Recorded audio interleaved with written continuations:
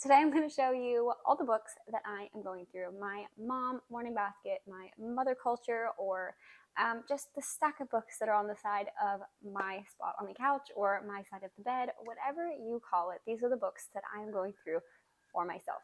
So let me show you what I have for you.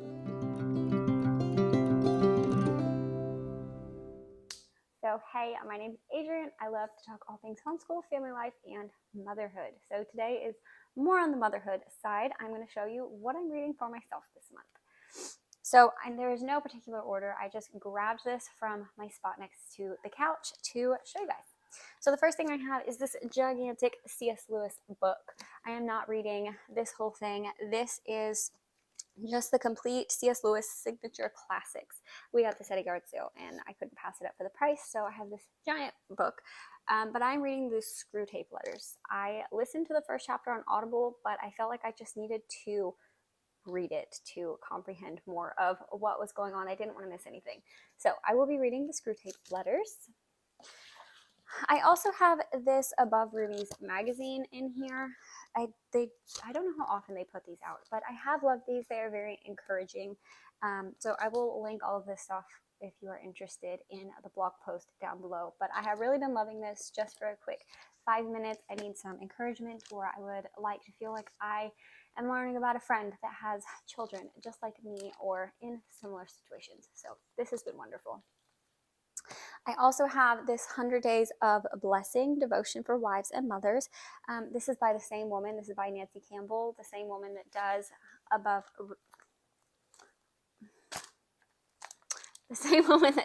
the Above Rubies magazine. She has a podcast, she has a Facebook page, she has some devotions and lots of other books. I have listened to a few of her podcasts, and I do follow her on Facebook, and I do love the magazine. I can't speak for any of her other books or anything, but I do like to go through this. This is not something that I will go through every day, and this is definitely not the only place that I go for Bible knowledge or devotion or anything like that. I like to go through the Bible on its own. So I will just either pick a chapter and listen to it while I'm getting ready in the morning or before bed, or I will just sit and read a chapter of the book. But I will just go through a whole book or start at the Bible and at the beginning of the Bible and read through it. But this is something nice to throw in addition. Next, I have the Charlotte Mason Companion. I tried to start this last year, but ended up reading Mother Culture instead by Karen Andriola. So she also writes this, and I plan on going through this year. I'm not finishing this in a month. This is something nice. Same with Mother Culture. I truly, truly enjoyed that book. It's very short snippets. You could sit down and have 5-10 minutes to yourself, or just go outside for a few minutes while your kids are playing outside and not feel like you didn't finish the chapter, or wait, guys, I have to finish. This is just short, good information for when I only have a few minutes. I also have The Power of a Praying Wife and The Power of a Praying Parent. I did start these several months ago, and then I set them down and haven't come back to them for a while. So I do want to finish these. These are really nice. You can do this at your own pace. You can just pick a chapter that you feel led to, or you can read it from beginning to end. I have just been starting at the beginning and reading a chapter and praying on that thing until I feel like I need to add something or read something new, and going from there. So there's no steady pace for these, but I really enjoyed these. These are just things to think about in your prayer life. And then, last book I have. This is Bringing Up Boys by Dr. James Dobson. I got this at a library sale. I had no idea what it was. I just thought that I recognized the name. I did. This is someone from Focus on the Family. It is a good book so far. I am only a couple chapters in. It is really good, but it is an older book, and so most of the statistics, studies, data that it tells you or references is 20 to 30 years old. So I don't know how relevant those studies are today, or they're relevant, but I don't know how accurate they are these days. Very interesting, food for thought if you have boys. It's got some wild stories in the beginning of it that cracked me up and made me say, oh man, can I raise boys? But it is also encouraging and very applicable to the world today. So all I'm going to say on that topic. And next, I just have some journals that I keep over by my side of the couch or my side of the bed. This is a book that I keep for Bible journaling. If I'm listening to the Bible and something sticks out, I will just write it down. I have tried the SOAP method before. I feel like I need to try it again now that I'm more consistent at reading the Bible and have some more Bible knowledge. I feel like that is something that I could do, and it would be helpful and good for me. But when I first started, I didn't know what I was doing. I felt very intimidated. So I think I may add that into this journal, but there is nothing fancy about it. It's just a journal from Ross that was a couple bucks, and I write whatever I feel led to while reading the Bible. Next, I have this notebook. This is just a notebook from Walmart that I got, and I'm going to use this as my commonplace notebook. Just any quotes that I come across from any good books that I'm reading, and I'm just going to put it in here. I have avoided doing a commonplace book for a while because I'm one of those people that I feel like everything needs to be in a specific category. You can ask my husband, it probably drives him up a wall, that everything has to be in a little bin, in a little basket that makes lots of sense in my brain and probably doesn't make sense to anybody else.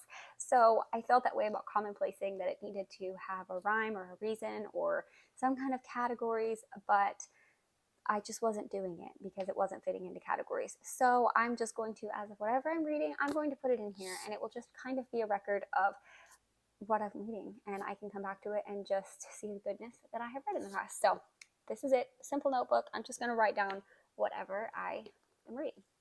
And then I also have here my bullet journal. I'm not really going to go into my bullet journal in this video. If you guys are curious, I can do a video on my bullet journal, but I like to use this as many things.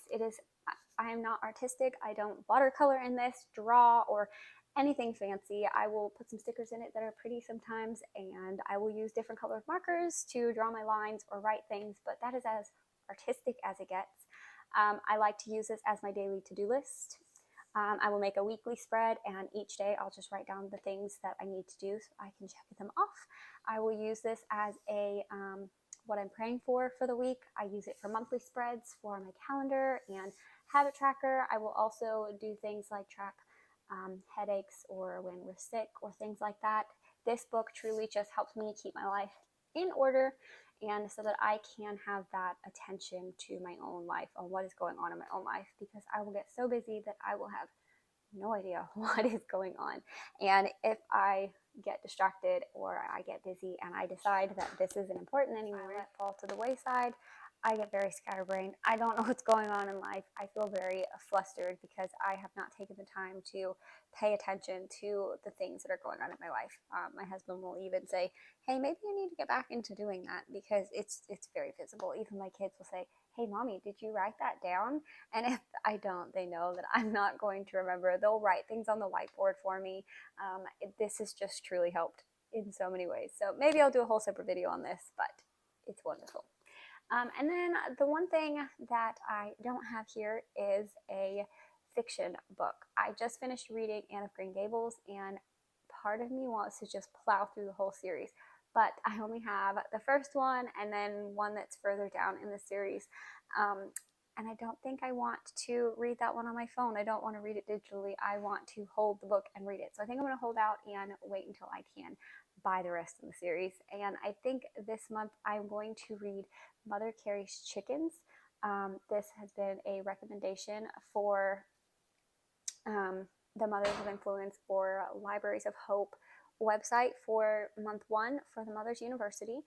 If you don't know what that is, I'm going to put a link down below, and it is for the Catch the Vision course for the Mothers of Influence University, Well-Educated Heart, Libraries of Hope. You will hear it by many names, but it is the Catch the Vision intro course that will explain all about it. It is wonderful. It is life-changing, and that is the direction that I am heading with my life and homeschool and motherhood and everything. It is all-consuming, all-encompassing. It is wonderful. So I will leave a link below, but that is one of the recommendations, and I think that's what I'm going to read as my fiction book this month, and I'm just going to do it on the Kindle app.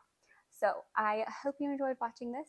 This is what I'm going through for myself for this month, or however long it takes me.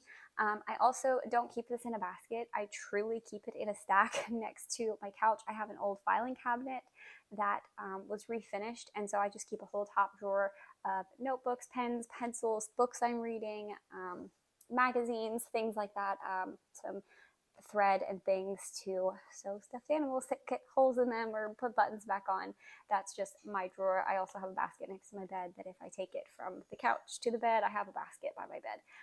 Nothing fancy over here. It's just shoved in a drawer, but I do try to stay in these things. I don't like to read one book all the way through and leave it. I like to kind of pick and choose what I'm reading. So thank you for watching, and I'll see you in the next one.